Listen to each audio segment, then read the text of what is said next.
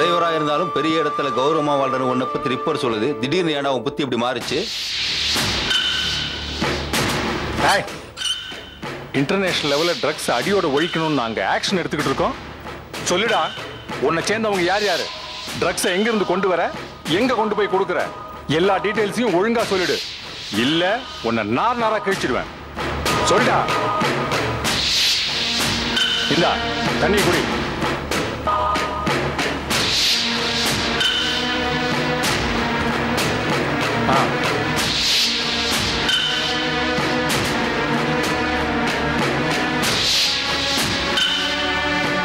டேய் சொல்லுடா, நீ உண்மையை சொன்னா உனக்கு குறைவான தண்டனை. சொல்றா. சொல்லி தொலையண்டா, அடி வாங்கி சாகாத. வேணாம் சார், வேணாம். என்னால் தாங்க முடியல. நல்லா உண்மையும் சொல்லிடுறேன் சார். ஷெட்லேருந்து சோமசேகர் சார் காரை வீட்டில் விடுறதுக்காக எடுத்து வந்தேன். வழியில் வண்டியை நிறுத்தி ஒரு இளநீர் குடித்தேன். அப்போ பைக்கில் வந்த ஒருத்தன் ஒரு பொட்டியை கொடுத்து நான் சொல்கிற இடத்துல ஒப்படைச்சேன்னா 1 லட்சம் ரூபாய் கொடுக்குறதா சொன்னான். நானும் என் குடும்ப கஷ்டத்தை யோசித்து பார்த்து சரின்னு சொல்லிட்டேன். பொட்டியில் போதைப்பொருள் இருக்கிற விஷயம் எனக்கு அப்புறம் தான் சார் தெரியுது. அதை எடுத்துகிட்டு வரும்போது தான் நீங்கள் என்னை பிடிச்சிட்டீங்க.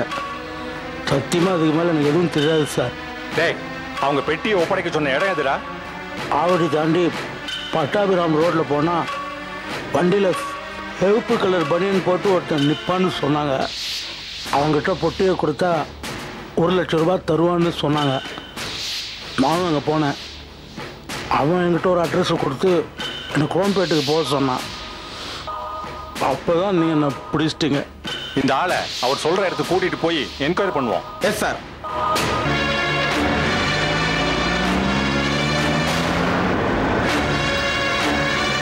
சொல்லுடா, இங்கிருந்து எப்படிடா போகணும்?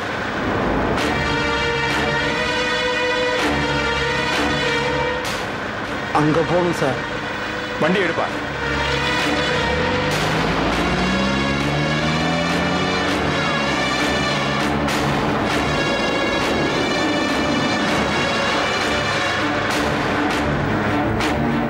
இந்த வீடு தான் சார். இந்த வீட்டில் இருக்கிற ஆள்கிட்ட தான் கொடுக்க சொன்னாங்க.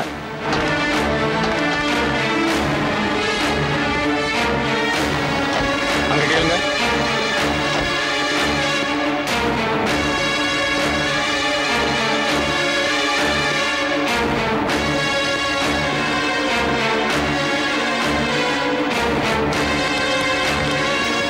வீடு பூட்டி இருக்க.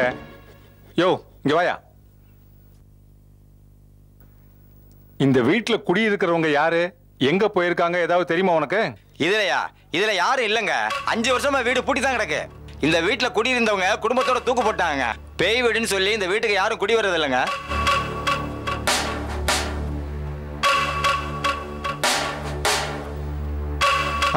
நீங்கெல்லாம் போங்க போங்க. இந்த ஆளுக்கு நம்ம ட்ரீட்மெண்ட் என்னன்னு முழுசா காட்டுவோம். அப்பதான் உண்மையெல்லாம் வெளியே வரும். போட. கண்மணி, கண்மணி, கண்மணி, கண்மணி. என்னம்மா ஏன் அழற? அப்பாவை போலீஸ் புடிச்சிட்டு போயிட்டாங்க கண்மணி. போலீஸ் புடிச்சிட்டாங்களா? ஏமா? உங்க அப்பா ஏதோ போதை பொருள் கடத்தினாரா. அவரை வீட்டுக்கு கூட்டிட்டு வந்து வீட்டை சோதனை போடுறேன்னு சொல்லி வீட்டுல இருந்த பொருளை எல்லாம் உடைச்சிட்டு உங்க அப்பாவையும் இழுத்துட்டு போயிட்டாங்க கண்மணி. இல்ல, அப்பா அப்படி ஒரு தப்பா செஞ்சிருக்க மாட்டாரு.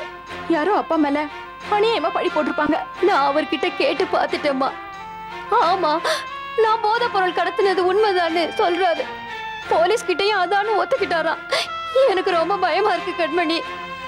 அவர் யாரையும் காப்பாத்துறதுக்காக பழிய தம்மேல போட்டுக்கிட்டு இருக்காரு. எனக்கு நல்லா தெரியும். அவரை எப்படிமா காப்பாத்துறது? என்கிட்ட மறைக்க மாட்டாரு. நானும் நேர்ல வந்து கேக்குறேன்.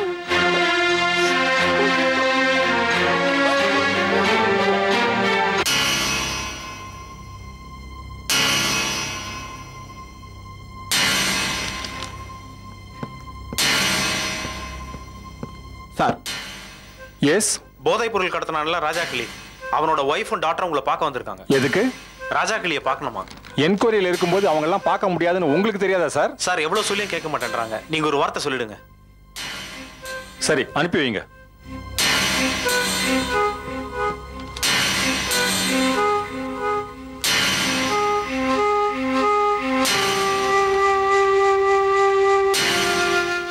வணக்கம் சார். இங்க எதுக்கு வந்தீங்க? நான் ராஜா கிள்ளியோட பொண்ணேன். அவரை இங்க தான் பிடிச்சி வச்சிருக்கதா சொன்னாங்க. ஐயா, நான் உங்களை கையெடுத்து கும்பிட்டு கேட்டுக்கிறேன் ஐயா. அவரை நாங்க பார்க்கணும். 2 வார்த்தை அவர்கிட்ட பேசணும் ஐயா. நார்காட்டிக் கேஸ்ல அரெஸ்ட் பண்ணவங்கள இங்க வந்து பார்க்க முடியாதுன்னு வெளியே சொல்லிருப்பாங்களே. என்கொயரி முடிஞ்ச பிறகு சென்ட்ரல் ஜெயிலுக்கு அனுப்பி வைப்போம், அங்க போய் பாத்துக்குங்க. ப்ளீஸ் சார், ஒரே ஒரு தடவை பார்த்துட்டு போயிடுறோமே. ஆமா சார், கொஞ்சம் தயவு பண்ணுங்க சார். சொன்னா புரிஞ்சுக்கணும். எனக்கு இங்க நிறைய வேலை இருக்கு, டிஸ்டர்ப் பண்ணாதீங்க. கிளம்புங்க.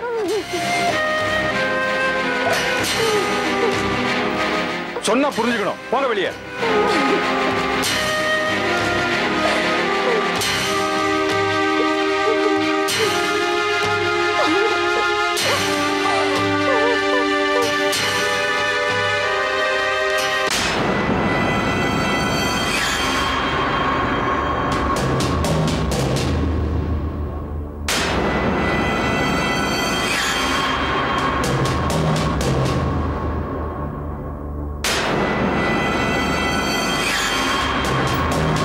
கோகுல், நீ இங்கதான் இருக்கிய?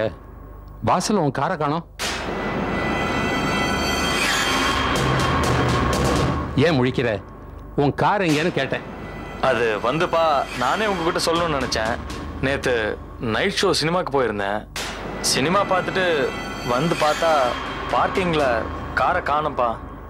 என்னடா இவ்வளவு சர்வ சாதாரணமா சொல்லிக்கிட்டு இருக்க? தியேட்டர் பார்க்கிங்ல வண்டியை நிறுத்திருந்த, டோக்கன் வாங்கினீல்ல? தியேட்டர் மேனேஜர்கிட்ட விசாரிச்சியா?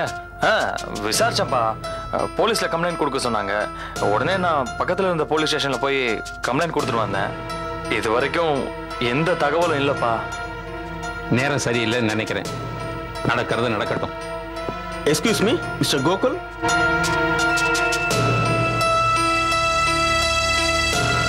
நான் தான் கோகுல்.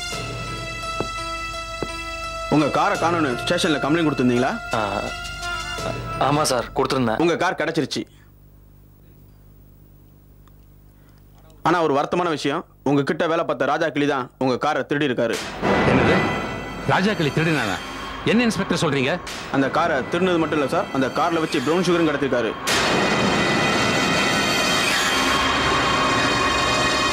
சரியான நேரத்துல தகவல் கிடைச்சதுனால அவரை செக் போஸ்ட்ல வச்சு அரெஸ்ட் பண்ணிட்டாங்க. இந்த கேஸ் முடிகிற வரைக்கும் இந்த கார் உங்களுக்கு கிடைக்காது.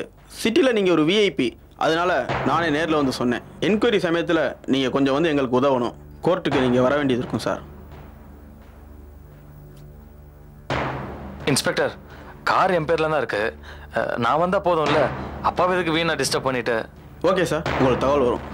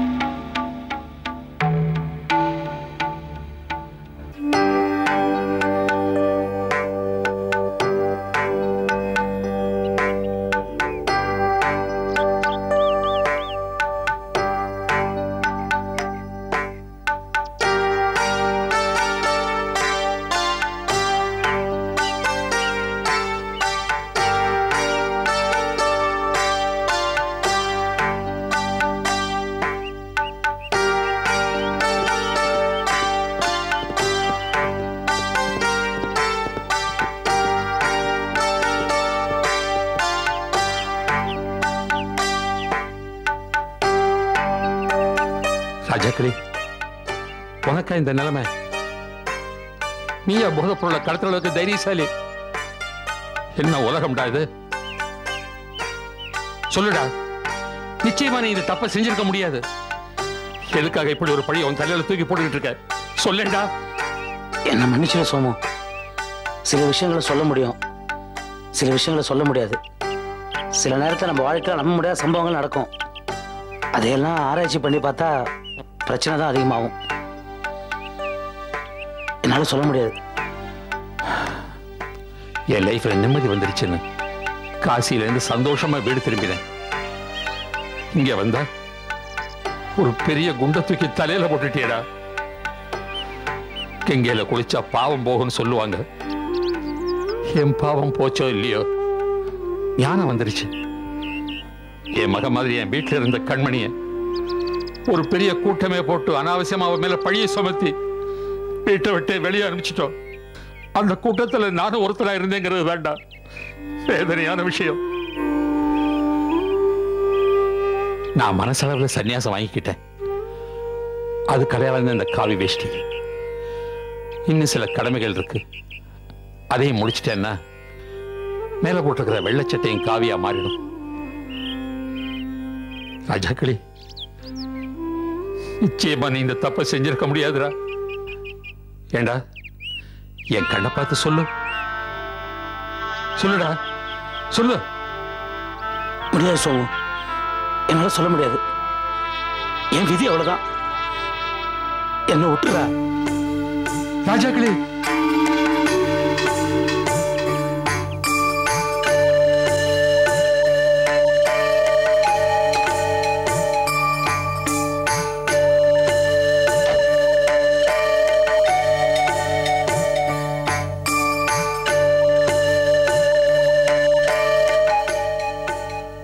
வெண்ணிலா, வெண்ணிலா,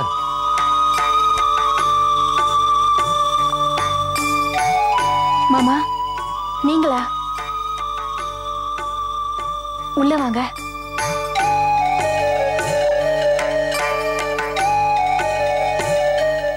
உட்காருங்க.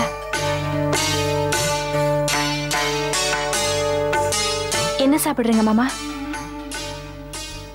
நான் இப்ப சந்தோஷத்துல வரலம்மா, வேதனையில வந்திருக்கேன்.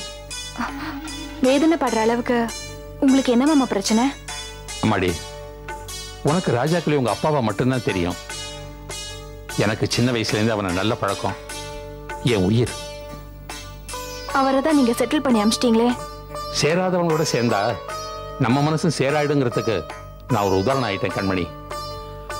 நம்ம வீட்டில் இருக்கிற சில கெட்ட ஜென்மங்களோட சேர்ந்து உன்னை வீட்டை விட்டு அனுப்பிச்சிட்டேன் கண்மணி. இப்ப ராஜாக்கள் ஒரு பிரச்சனையில மாட்டிக்கிட்டான்னு தெரிஞ்சதுக்கு அப்புறம் எனக்கு நிம்மதியே இல்லம்மா.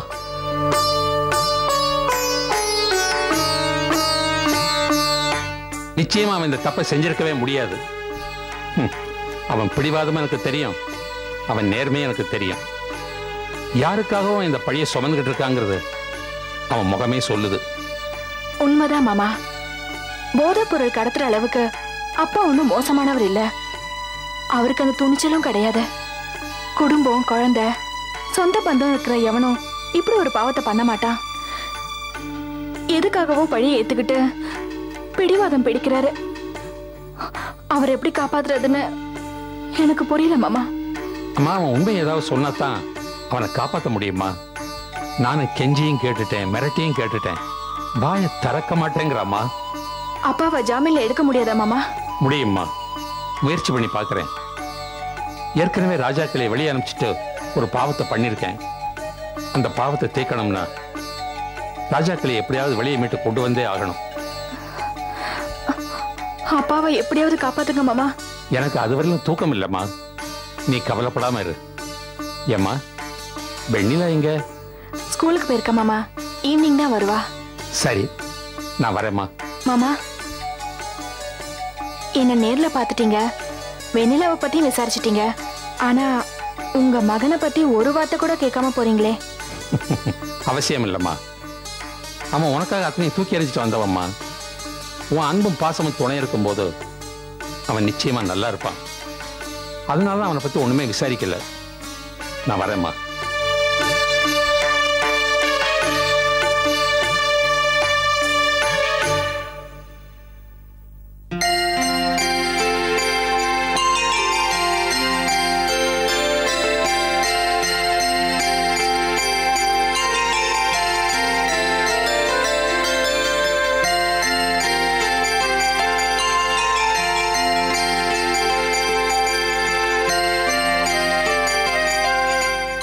அம்மா, ஆபரேஷன் நல்லபடியா முடிஞ்சது. நீங்க ஒண்ணும் பேசாதீங்க, ரெஸ்ட் எடுங்க.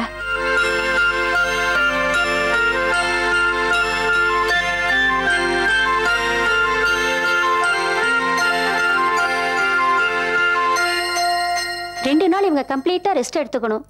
ஆபரேஷன் நல்லபடியா முடிஞ்சது. ஆனா இவங்களுக்கு பிபி சுகர் இருக்கிறதுனால ரொம்ப கேர்ஃபுல்லா பாத்துக்கணும். பிபி சுகருக்கு டேப்லெட்ஸ் தரேன், கண்டினியூ பண்ணுங்க. டாக்டர், இவங்களை எப்போ வீட்டுக்கு கூட்டிட்டு போலாம்? 2-3 நாள் ஆகட்டும், நானே சொல்றேன். உடனே டிஸ்சார்ஜ் பண்ணி கூட்டிட்டு போகணும்னு அவசரப்படாதீங்க. சரிங்க டாக்டர்.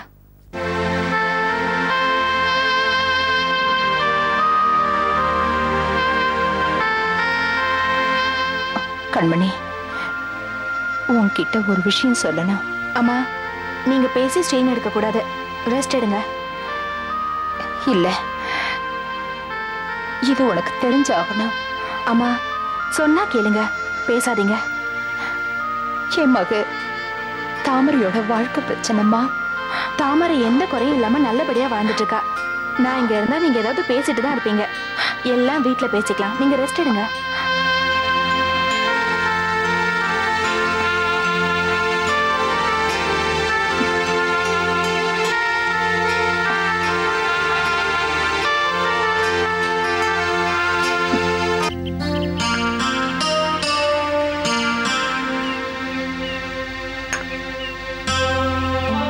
சார், நீங்க என்னோட பர்சனல் லாயர். இதுவரை எனக்கு எந்த பிரச்சனையும் வராமல் பார்த்துக்கிட்டீங்க. அதெல்லாம் பெருசு இல்லை சார். இப்போ நீங்க எனக்கு செய்ய போற உதவி தான் ரொம்ப பெருசு. செய்யறேன் சார், அதுக்காகத்தான் நான் இருக்கேன். பட் இது உங்க பர்சனல் கேஸ் இல்ல, ராஜா கிளியோட கேஸ். சார், நான் வேற ராஜா கிளி வேறன்னு பிரிச்சு பார்க்காதீங்க சார். அவன் என் உயிர் நண்பன். நிச்சயமா அவன் இந்த குத்தத்தை செஞ்சிருக்க முடியாது. சமீப காலமா ஒரு பிரச்சனையில அவன் என்னை விட்டு பிரிஞ்சு போயிட்டான். அவன் என்கிட்ட இருந்து வேலையை விட்டு தான் போனானே தவிர என் மனசை விட்டு போகல சார். அவன் இப்படி ஒரு கேஸ்ல மாட்டிக்கிட்டு இருக்காங்கிற நினைச்சா என்னால தாங்க முடியல. அவனை எப்படியாவது நீங்க தான் காப்பாத்தி ஆகணும். உங்களை தான் நம்பி இருக்கேன். காப்பாத்துறேன் சார். பட் நான் தான் பிரவுன் சுகரை கடத்தினேன்னு ராஜா கிளி வாக்குமூலம் கொடுத்துருக்காரு. போலீஸ் டிபார்ட்மெண்ட்ல கரெக்ட் எஃப்ஐஆர் ஃபைல் பண்ணியிருக்காங்க. இது சாதாரண கேஸ் இல்லை சார், போதைப் பொருள் தடுப்பு சட்டம். இந்த சட்டத்தில் அரெஸ்ட் ஆனவங்களை ஜாமீன் எடுக்கிறது ரொம்ப ரொம்ப கஷ்டம். அப்படியெல்லாம் சொல்லாதீங்க. உங்களுக்கு தெரியாதது இல்லை, நிச்சயமா ஒரு வழி இருக்கும். ப்ளீஸ் யோசிங்க. இதில் யோசிக்க ஒன்றும் இல்லை சார், ஒரே ஒரு வழி இருக்கு. அது ரொம்ப கஷ்டம், வாய்ப்பும் கம்மி. என்ன வழின்னு சொல்லுங்க, நான் முயற்சி பண்றேன். ராஜாக்களோட நல்ல மனசுக்கு ஆண்டவன் கண்டிப்பா துணை இருப்பான். எனக்கு அந்த நம்பிக்கை இருக்கு. இந்த கேஸை அட்டென்ட் பண்ண போற அரசாங்க வக்கீல் அப்ஜெக்ட் பண்ணலன்னா நாம ராஜா கிளியை ஜாமீன்ல எடுக்க ட்ரை பண்ணலாம்.